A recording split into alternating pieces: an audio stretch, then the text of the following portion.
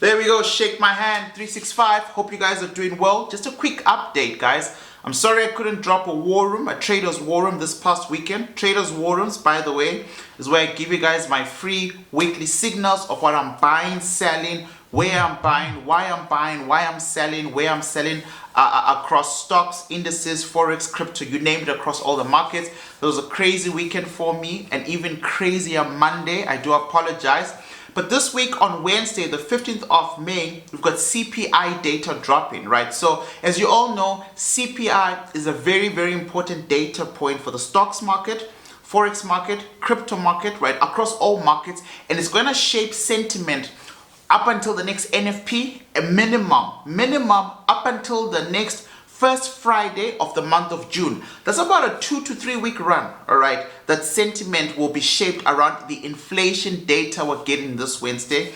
And so it's kind of like a good and a bad thing that I didn't drop a war room. Bad because if you're expecting one, I'm sorry. But good because, you know, maybe we can rethink the plan for this week. So I've got two options, and I really don't know which option is going to play out. Number one, sometime tomorrow I find 1 hour 30 minutes and just bang out a war room, look at a lot of markets across. Remember that we've got pending orders from war room 89 and war room 90.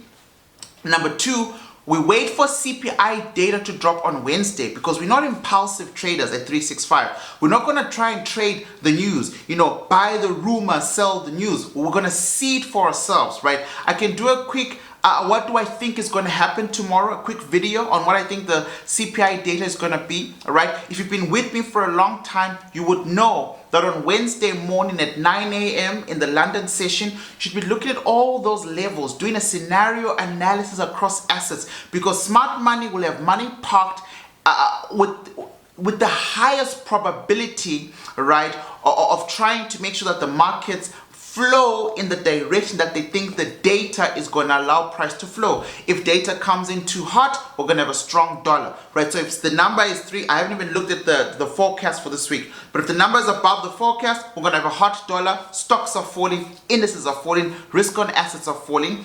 But if we get the expected CPI number, or we even more shocking, we get below expected, right? So an indication that inflation is cooling down, bearing in mind that with Powell on the 1st of May being very dovish, bearing in mind after Powell was very dovish with a negative NFP, non-farm payroll, right? There's a story being told here that as retail traders, you know, if you're not following carefully, you might miss out, right? So I think, I wait for a CPI data to drop on Wednesday, and then Thursday I drop a war room that covers the next 3 weeks of markets movement, right? Removes the pressure off me, but then you also get a much more reliable data-centric signal-based video.